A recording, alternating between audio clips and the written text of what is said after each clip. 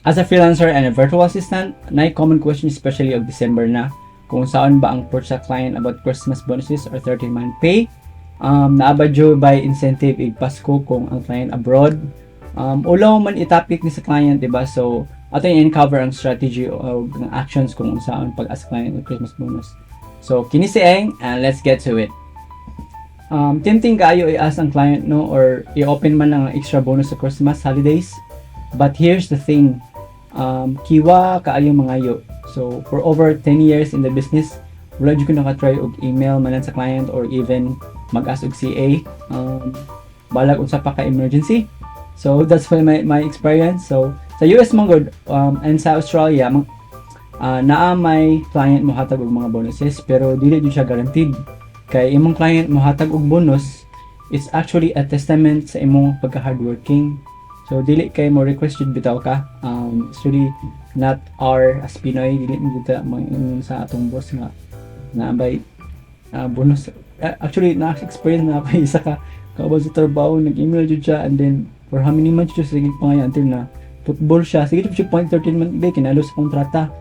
So, it's really a bad posture. Like in my previous years, na ako isa ka client sa una na gi-surprise ko niya for 13-month pay, which is the same na as a Christmas bonus. That was, as I remember, December 2021, yeah.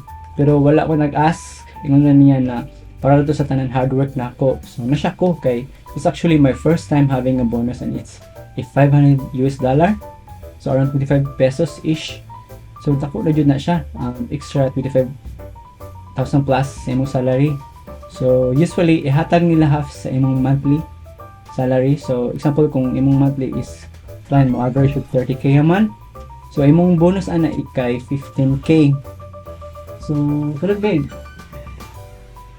So, okay ra jud kayo. Then, tingala jud ko itong nasobraan jud sa client ba, paghatag niya. So, kung open mo na sa client, it might be not the best impression. So, na-learn ako is, wait lang jud. Bisag si client na ang mo initiate mo open na.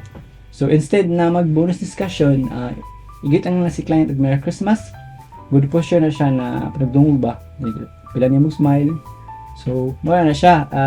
Napoy ubang client na muhatag og bonus kay dako ilang kita that year. Nagani ko isa ka boss sa unang siya mismo nag-email na wala kaayo i-profit ang company. So, mo dili sila katag og bonus. So, shit to the point just ang uban. Which is okay. Sa dami po mga Pinoy. So, sa tanan fellow VAs out there, keep hustling jud. I-deliver jud ang best nimo, and remember, ang bonus is an incentive, dili siya entitlement.